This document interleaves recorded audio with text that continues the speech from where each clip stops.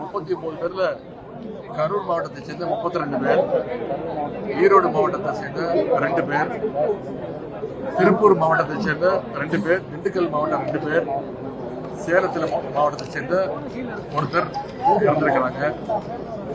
39 பேர்ல 30 பேருடைய உடல் அந்த பிரேத பரிசோதனைகள் முடிக்கப்பட்டு போஸ்ட்மார்ட்டம் செய்யப்பட்டு அவங்களுடைய உறவினர்களிடம் ஒப்படைக்கப்பட்டிருக்கு. ஒவ்வொருத்தருக்கும் தனியாக அந்த ஆம்புலன்ஸ் வச்சு உடல் ஊழி வச்சு அவங்களுடைய இடங்களுக்கு அனுப்பி வைக்கப்பட்டிருக்கு. அவங்களுடைய உறவினர்கள்லாம் வந்து கலெக்ட் பண்ணியிருக்காங்க. இன்னும் ஒரு 9 பேருடைய உடல் பரிசோதனை பிரேத பரிசோதனை நடந்துகிட்டு இருக்கு. இன்னும் ஒரு 2 மணி நேரத்தில் அது முடிஞ்சிடும். வரும்போது இங்க இருக்கக்கூடிய 4 பேருடைய உடலுக்கு நான், நம்முடைய அமைச்சர்கள், அண்ணன் செந்தில் பாலாஜி அவர்கள், அண்ணன் மாசு அவர்கள், திரு அண்ணன் மகேஷ் பிரியாமணி அவர்கள், அண்ணன் சிவசங்கர் அவர்கள், 7 அமைச்சர்கள் எங்களுடைய அஞ்சலியை செலுத்தியிருக்கிறோம். அவங்களுடைய உறவினர்களை தைரியப்படுத்தியிருக்கிறோம்.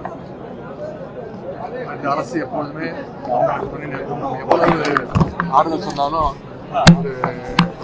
தவிர்க்க முடியாத அவங்களுக்கு எந்த விதமான அவங்க இழப்புக்கு அளவிலே கிடையாது. அவ்வளவு பெரிய இழப்பு இது. அரசு சார்பாக என்னென்ன செய்ய முடியுமோ செஞ்சிருக்கிறோம். ஐசியூக்கு சென்று அங்க இருக்கக்கூடிய அனைத்து பேஷண்ட்ஸையும் பார்த்திருக்கிறேன். அவங்களுக்கு ஆறுதல் சொல்லியிருக்கிறேன், தைரியம் சொல்லியிருக்கிறேன். அங்க இருக்கக்கூடிய மருத்துவர்களை ஒவ்வொருத்தரையும் தனித்தனியா பேசியிருக்கிறேன்.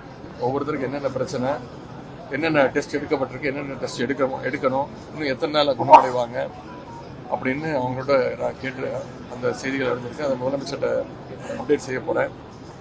மருத்துவர்கள் ஃபுல் ஃபோர்ஸில் இறங்கி அவங்களால செய்ய முடிஞ்ச அத்தனை பணிகளையும் செஞ்சுட்டு இருக்காங்க. இன்னும் சொல்ல போனால் இன்னைக்கு கரூர் மாவட்டத்தில் இருக்கக்கூடிய இங்கே இருக்கக்கூடிய 200 மருத்துவர்கள், பணியாளர்கள், மருத்துவ பணியாளர்கள் இந்த பணியில் ஈடுபட்டிருக்கிறாங்க. அது தவிர சேலத்திலிருந்து 30 மருத்துவர்கள், நாமக்கல்ல இருந்து 9 மருத்துவர்கள், மதுரையிலிருந்து 49 மருத்துவர்கள் பிளஸ் செவிலியர்கள், திண்டுக்கல்ல இருந்து 22 பேர், புதுக்கோட்டையிலிருந்து 3 மருத்துவர்கள், கோவையிலிருந்து 7 மருத்துவர்கள், திருச்சியிலிருந்து 25 மருத்துவர்கள், இப்படி மற்ற மாவட்டங்களிலிருந்து மொத்தம் 145 மருத்துவர்கள், கரூர்ல இருந்து 200 மருத்துவர்கள்னு 345 மருத்துவர்கள் இங்க இந்த பணிகளில் ஈடுபட்டு இருக்காங்க. அது மட்டும் இல்ல, மாவட்ட ஆட்சித்தலைவர்கள், இந்த கரூர் மாவட்ட ஆட்சித்தலைவரோடு சேர்ந்து திருச்சி மற்றும் திண்டுக்கல் மாவட்ட ஆட்சித்தலைவர்கள் தொடர்ந்து ஒருங்கிணைப்பு பணிகளை எல்லாம் மேற்கொண்டிருக்கிறாங்க. சட்டமன்ற உறுப்பினர், நாடாளுமன்ற உறுப்பினர், மாவட்ட ஆட்சித்தலைவர்கள், அமைச்சர் பெருமக்கள் அத்தனை பேரும் இங்க விபத்துல மரணமடைந்தவர்களுக்கு, விபத்துல காயமடைந்தவர்களுக்கு உற்ற துணையாக, அவங்களுக்கு சப்போர்ட்டாக நாம் அத்தனை பேரும் நிற்கிறோம். இன்னைக்கு பொதுமக்களையும் கரூர் மாவட்ட மக்கள் அவங்க கிட்ட வைக்கிற வேண்டுகோள், அவங்களுடைய இழப்பு ஈடு செய்ய முடியாத இழப்பு. எனவே அவங்களுக்கு அத்தனை வகையிலும் இன்னும் இந்த இழப்பு இன்னும் அதிகமாகக்கூடாதுன்னு மருத்துவர்கள் அறிவுரை கொடுத்து சொல்லியிருக்கிறோம். அவங்களால முடிந்த அளவுக்கு இந்த முயற்சிகள் எடுக்க சொல்லியிருக்கிறோம். இதற்கு மேல இழப்பு இருக்கக்கூடாதுன்னு நாங்கள் நம்புறோம். இனிமேல் இது மாதிரி விபத்துகள் நடக்கக்கூடாது. அதற்கு இந்த அரசு முழு நடவடிக்கை எடுக்கும். முதலமைச்சர் இருக்குன்னு சொல்லியிருக்கிறாங்க. ஓய்வு பெற்ற நீதியரசர் அருணா ஜெகதீசன் அவங்க தலைமையில் ஒரு கமிஷன் அமைக்கப்பட்டிருக்கு. எனக்கு கிடைத்த தகவல்படி அவங்க மதியம் 1 மணிலேருந்து 1:30 மணி அளவில் இந்த கரூருக்கு வர இருக்கின்றாங்க.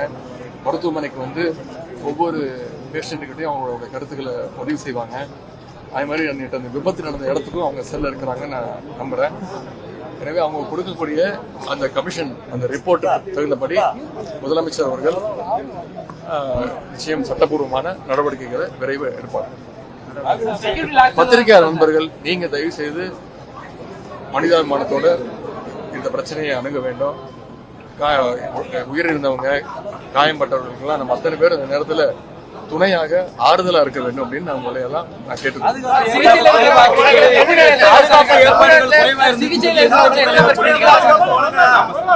பாதுகாப்பு ஏற்பாடுகள் குறைவு காரணமாக தான் இது நடந்திருக்கு எதிர்கட்சி தலைவர் சொல்லியிருக்காரு. அது எதிர்கட்சி தலைவர் அது வைக்கக்கூடிய விமர்சனம். முதலமைச்சர் அவர்கள் பார்த்திருக்கிறாங்க. எதிர்கட்சி தலைவர் அவர்களே அதே இடத்துல 2 நாட்களுக்கு முன்பு தன்னுடைய பிரச்சாரத்தை மேற்கொண்டிருக்கிறாங்க.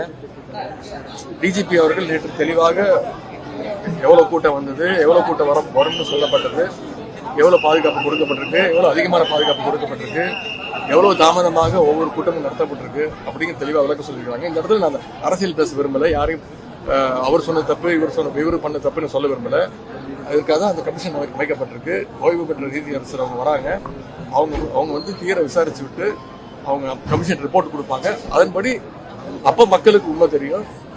அதன்படி சட்டப்படியான நடவடிக்கை நெரிசல் அதிகமாயிருச்சு. பெரம்பலூர்ல பண்ண மாதிரி இங்கே வர விடாம தடுத்திருக்காங்க சார். பிரிகாஷன் பண்ணிட்டு இழப்பு ஏற்பட்டிருக்காங்க. திருப்பி சொல்றாங்க, இது எல்லா தலைவர்களுக்கும் எல்லா இயக்க தலைவர்களுக்கும் இருக்கக்கூடிய உரிமை. மக்களை சந்திக்கிறது, அவங்களுடைய கழகத்தினர் அவங்களுடைய இயக்கத்தை சேர்ந்தவங்க சந்திச்சு பேசுறது அவங்களுடைய உரிமை. அது ஜனநாயக கடமை. அதை யாராலும் தடுக்க முடியாது. ஏன்னா நம்மளுடைய காவல்துறை ஒரு தடவை பார்க்கும்போது கூட்டம் அதிகமா இருக்கு, அவங்க செய்யக்கூடிய காரியங்கள் அதெல்லாம் பார்க்கும்போது நம்ம ஒவ்வொருத்தரும் அவங்க கிட்ட ரிக்வெஸ்ட் பண்றோம், சில விஷயங்களை பண்ணாதீங்க, இந்த மரத்து மேல ஏறாதீங்க, பொதுமக்கள் இடையூறா இருக்காதீங்க, இப்படி பல விஷயங்களை சொல்றோம். இதற்கு மேல கட்டுப்படுத்துவது அந்த பர்டிகுலர் அந்த இயக்கத்துடைய தலைவருடைய அந்த 2ஆம் கட்ட தலைவர்களுடைய அவங்களுடைய பொறுப்பு. இது ஒரு கட்டுக்கணக்காக கூட்டம் வரும்போது கரெக்டா டயத்துக்கு வரணும். இந்த மாதிரி நிறைய விஷயங்கள் இருக்கு. அது இனிமேல் நடக்காம பார்த்துப்போம். கமிஷன் ரிப்போர்ட் கொடுப்போம். அவரும் வராரு, வராரு, உங்களை எல்லாம் பார்த்துட்டு தான் போறாரு. தயவு செய்து அவரையும் கொஞ்சம் 2-3 கேள்வி கேளுங்க. அரசியல் கட்சி தலைவரா நீங்க என்ன சொல்றீங்க? என்னங்க 3வது முறை விதி மீறியிருக்காங்க. காவல்துறை சொன்னதை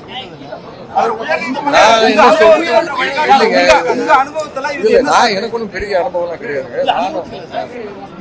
சட்டப்படி அதுதான் அந்த ஓய்வு பெற்ற நீதியரசர் தலைமையில கமிட்டி அமைக்கப்பட்டிருக்கு.